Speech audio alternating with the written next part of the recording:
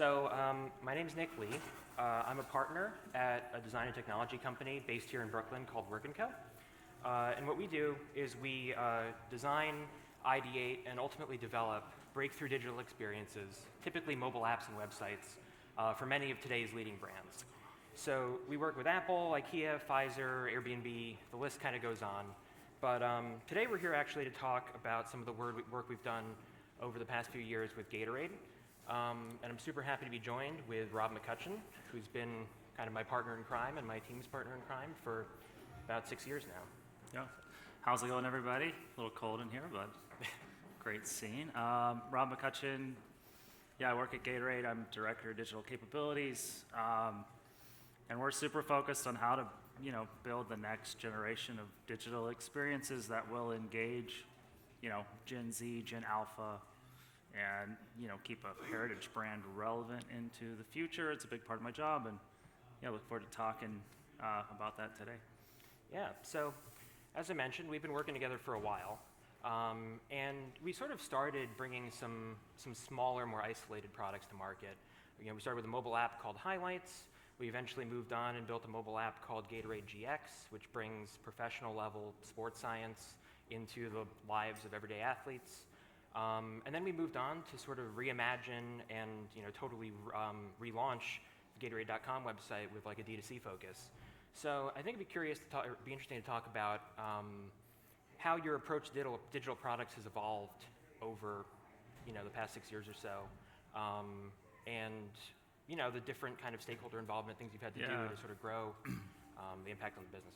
Well, I mean, I think one thing, like a lot of the stuff that we're doing with like digital products, not just like advertising and being in stores, isn't really like the bread and butter of what we, had always done organizationally. So there's a lot of barriers to doing work like that we've been doing together. So yeah, the first thing we did was just like an app called Highlights where people could like, kids could shoot. We saw kids like shooting video themselves, like playing around and putting, effects over the videos. And we saw a lot of that on Snapchat. And we built an application that was just built for sports video where you could do that, which was cool and novel. But I think the reason this was the first thing we ever did was it was pretty cheap to go build that product. Right. It was cheap, it was fast, it was a test, and we were building a capability, and like whether it blew up or not wasn't that important. I think what we're doing now is trying to build a full-scale D2C business, which is like, setting up a storefront, supply chain, product. It's just like a massive undertaking with a lot of people, but we took small steps first, right, on that journey. Yeah, for sure. And, the D2C transformation, obviously the tip of the spear is the website, right? We put a lot of resources into that recently. What about some of the other aspects of the business that you sort of had to transform to be able to support that? Because historically, we don't really think of Gatorade being a D2C company. Yeah, I mean, we did research with kids, and they're like, why would anybody go to Gatorade.com? I remember some kids said, like, would I go to Bandaids.com? It's pretty much like the same thing, right? I think the first thing is, like, what do you build a value there that someone's going to actually care about? And people do buy Gatorade online. I mean, Amazon, everybody's got their credit card there. It's really easy to check out. So the first thing you figure out is like, well, how is my product offering different? And the first thing we landed into was the GX platform, which is, it's a bottle, so it's not reusable plastic. It's more sustainable bottle and pod system, and you could customize like your patterns, put your name, your number on these bottles, and you don't have that customization going on in a retail space. And it was something that I don't know that we thought was going to get a lot of organizational support. It was really complicated, but we put it in NBA 2K and it went viral on TikTok. Everybody's like playing with the pods on TikTok, and suddenly we had a business that probably would have died without people just adopting it. For sure. I think, as we worked on the new site, right, customization, especially in this most recent iteration, is very much a first-class citizen. I was wondering, if you have any thoughts on, how you've been able to better connect with customers as a result of it being so prominently featured on the website, rather than some competing or, similar companies that kind of bury it. Yeah, I mean, we're very big on customization as a differentiator. I think another reason a website's great, like we can you know, a lot of businesses don't have this problem, but if you're like a CPG company, you don't really get to interact directly with your consumer. Like your consumer interacts with Walmart and 7-Eleven and wherever they buy Gatorade. So you don't get a direct line. Like having people purchase with us, we learn a lot about their behavior. We can, you know, we're a lot closer in building relationships with them so we can build better products in the future. Right. Curious too, you mentioned before, you know, some instances in which the customization features sort of went viral and that general idea went viral. You know, how have you guys supported that? Have you guys reacted to that? What are you, you know, what do you guys do when that happens? Yeah, no, I think I think the first couple of times we were surprised. You know, I think now we have people that are waiting and listening and ready to direct people to the right places to kind of buy product. But yeah, I don't think we expected a lot of kind of what's happened in that space. You know, we went viral on TikTok twice, and I think we were surprised both times. I think the first time we didn't really know we had a business, and the website really wasn't built to keep up with the demand. The second time it was a water bottle girl, and I don't know, everybody was just watching this girl put pods into her bottle, and she was painting her nails like the bottle, and it was just like totally out there, and people were like, where do I get pods? It was just having like the social listening and response set up, and I think we were slow there too because we had all that set up for other platforms, but not for TikTok at the time it happened, and now we're a little bit more ready. Yeah, I mean, have you noticed, you know, how would you generally characterize, like based on that, the, you know, the different response you've seen from maybe Gen Z compared with, you know, some other cohorts of Yeah, I think we get a lot of Gen Z's parents shopping for the holiday. We're working on getting Gen Z more into our experience. I mean, we try to offer something that's more sustainable and customizable, which, you know, resonates. We've also launched a new platform called Drops, where we're, you know, partnering with, you know, collaborators and athletes to launch limited edition kind of capsules that are scarce. Like we just launched the Caitlin Clark one. I don't know if you guys are following Caitlin Clark. She's focused on the Daily this morning. She's phenomenal. It's insane watching her play basketball. I've never seen anything like it. You know, she can just hit half-court shots like it's nothing. She's changing that game. But yeah, we were fortunate enough to launch, you know, a collab with her earlier this week. Sold out a product the first day, $0 media dollars. And stuff like that really resonates with Gen Z. It's like when you can find an opportunity to kind of marry culture with commerce, you know, in an authentic way, like, I think that can work. Yeah, absolutely. Another thing we've been talking a lot about too, just, you know, as we continue to iterate on the website and the digital experience, is building like real loyalty with customers. You know, it's one thing as you do a D2C transformation to start selling your product on the internet and figure out all the logistics associated with that, but actually building like meaningful connections and meaningful loyalty with users, so they, you know, they want to come back to your product and your website even when they don't need that kind of stuff because they identify with your brand. You know, what are your thoughts there? Well, I think we started off with like a bottle and pod system, and I think that's tough because people start using the bottle as a water bottle, or they can buy Gatorade anywhere. So like it is a challenge. How do you get people to come back and not just buy more bottles, but buy other products? And one thing we've done just to make the portfolio more sustainable is just to get more into powders and tablets and other form factors that don't require plastic in stores. And I think you'll see those roll out in retail more in the future. But we're trying to build habits around that kind of on the website because people can't find that stuff everywhere. So enhancers is one thing. And I think we also just launched a membership platform called Gatorade ID that, you know, is trying to bring folks in, build that relationship through first-party data and keep them in the system. But there's like 3 pillars to that program. There's customizations that you can't get anywhere else on our product. So there's like custom printed bottles, like the whole sides of bottles, and towels, you know, one-to-one printing that you get access to. They're getting access to our drops, which are, you know, being the first to be in the know about those things and first in line to be able to purchase is a part of that program. And then the third that we're about to roll out in April is just loyalty points for purchase and interaction. So there's like 3 pillars to that ecosystem right now. Yeah, it's foundation of the strategy. It's going to be a big shift, and we got a lot to do to move the needle on retention. For sure. But you know, I have one last question for you. We've moved a little fast, but one last question for you before Hopefully we're not talking too fast. I don't know. Yeah, I don't know. But we're happy to open it up for questions and talk about some other things too. But there's a lot of trends have captured the zeitgeist technologically over the past few years. Blockchain was real big for a while. There's been a whole bunch of others, but the number one, one that's sort of in everybody's minds is AI and generative AI. Any teasers or anything you can give us in that? I don't know that I can give a big teaser. We are playing with ways to use generative AI that might be really interesting later this year that you may see, but I can't talk about it too much. But got it. Well, we'll have to stay tuned for that. I do. There's always so much hype around like NFTs or AI. I think finding like a use case that actually works for people and makes sense is always the trick, and timing it correctly. I think we might be onto something there, but yeah, more to come on that. For sure. Cool. Well, yeah, we'd love to. We've worked on a lot of digital products together, so we'd love to sort of open it up and take some questions.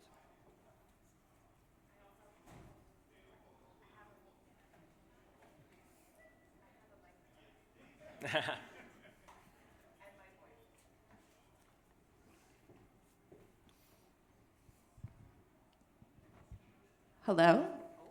There I am. Anyone have questions? I'll walk around, bring you the mic. I mean, the AI was up. We got one.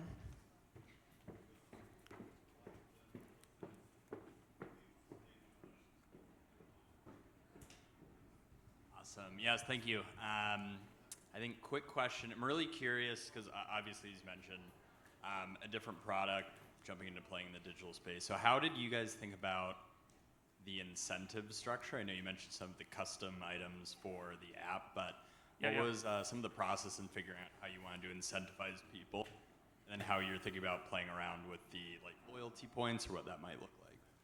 Yeah, figuring out incentive structures is really tricky. You try to go at it from a couple of different angles.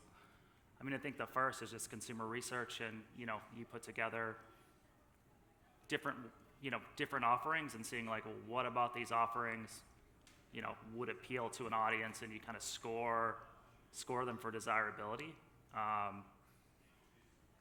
And then it's a P&L exercise. Otherwise, it's like, well, you're looking at like, what is the profit margin of this approach versus another, and you also have to balance how long-term you can think about these things versus short-term, because most of the business thinks short-term, clearly building out loyalty and incentives for a longer-term relationship as more of a long-term economics at play, and you have to kind of balance all of those things and make decisions. And then you also have to build in some flexibility to change that incentive structure over time. So it's like maybe you don't come out and blow your load with like maximum points day one, but you have some space to move those levers over time as you see like how you're performing, because it's hard to get everything right, like in the upfront.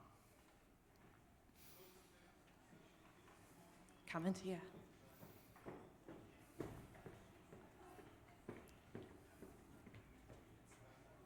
I have like a two-pronged question. My name is Ann. I consult for ServiceNow, a tech B2B company. My first prong of my question is, how are you using social listening to inform your strategy? And once you essentially know who your audience is, what changes have you seen in your audience? How are they different, or how is Gen Z, for example, different from previous generations, I suppose? Yeah. Social listening, like, we're using a lot on a day-to-day basis to figure out like how people are responding to us in real time and what we might need to pivot. Sometimes we'll find out things are too expensive or need to be changed, or people really want something we just sold out of, and it's just kind of like monitoring that conversation. It can really impact, like, because a lot in this business moves day to day, we can really change our strategies based on social listening, not just responding, but like what we go put in market next, especially with the custom printed capability. We can custom print products and run production lines of product, so getting that conversation is really interesting, and we can action it. I think, what are we seeing different from Gen Z versus other generations? It's a great question. I feel like I think they tend to demand more from brands than previous generations. Like, I feel like previous generations would let brands get away with a little bit more, like lack of authenticity. You know, how can you be more authentic? How can you be more real? How can you be better in the world? I think they demand answers to those kinds of things. The previous generations maybe swept under the rug a little bit. So like it's important to us that we can, you know, create products that help people with self-expression, but also like push that sustainability message in what we're doing and kind of move towards a future that's a little bit more sustainable. We also, you know, try to champion athletes that maybe weren't championed in the past, because Gen Z has demanded that as well.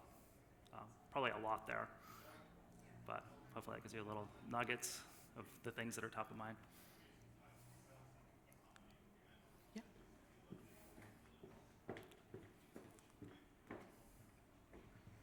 Hi, I've had the benefit of using the customizer. I have a 9-year-old daughter. How, when you built it and came at it, did you account for all of the personal preferences that a person might have? You know, I feel like we could have played with it for a long time when we were designing our bottle. Yeah, I think that's.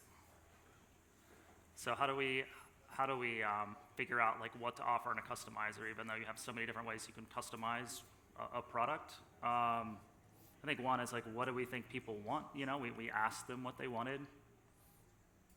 We looked at like what's possible, so what could we physically make available to people, and then you start to design out the user experience. And how do you design a user experience that's simple enough to where people don't get like lost?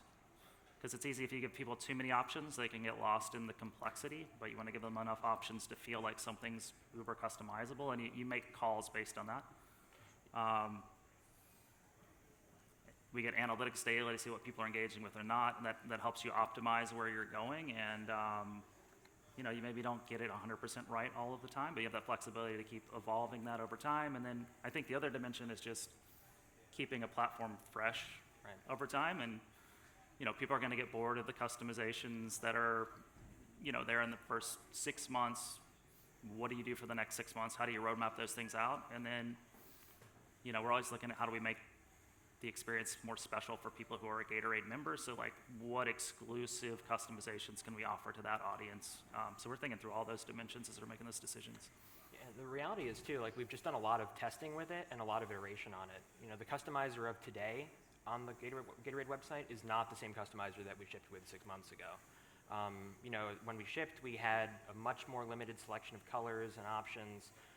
And then, you know, over time, as we've sort of gathered feedback and seen what people do and try to do, we've been able to expand to new colors, but like not every color. We've been able to allow people to do totally bespoke creations by uploading logos or pictures of their pets, things like that. Some good pet pictures. Some good pet pictures that come through. I feel we get to see like logos that people try to upload and put on these bottles, and it's like entertaining every day to see really what people try to upload. Yeah, it's good, interesting data. Hello? All right. You had mentioned trying to find relevant moments that you can connect to younger audiences in an authentic way. Can you talk a little bit about like what your process is to identify those moments or those people to do collaborations with? Do you have a team? Are you monitoring TikTok? What's generally the process, if you could talk about that? Yeah, I mean, I think probably the most recent thing was Caitlin Clark, right, which we launched with this week. I think we just have an amazing sports marketing team. You know, they signed Michael Jordan before he, you know, as he was getting the NBA, before he was a celebrity, and they just had, you know, they look for people who they think can be stars and have presence, have character. She ticked all the boxes for our sports marketing team. It was, you know, we just started the NIL thing a couple years ago where you can actually sign college athletes, but I think it was just really good scouting from our sports marketing team.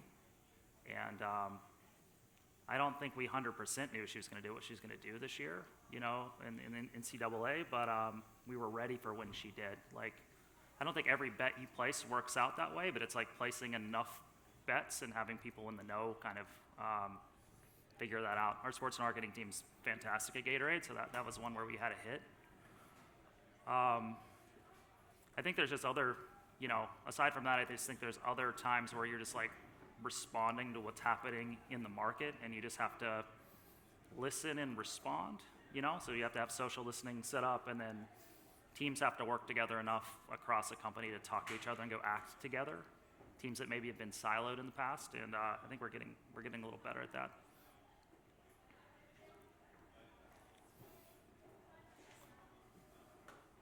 Any further questions? You've crushed it. You've covered all the information. Pretty comprehensive. Anyone? All right. All right, thanks. Well, I think that's it. Thank you both so much thank for you, this everybody. conversation, the information.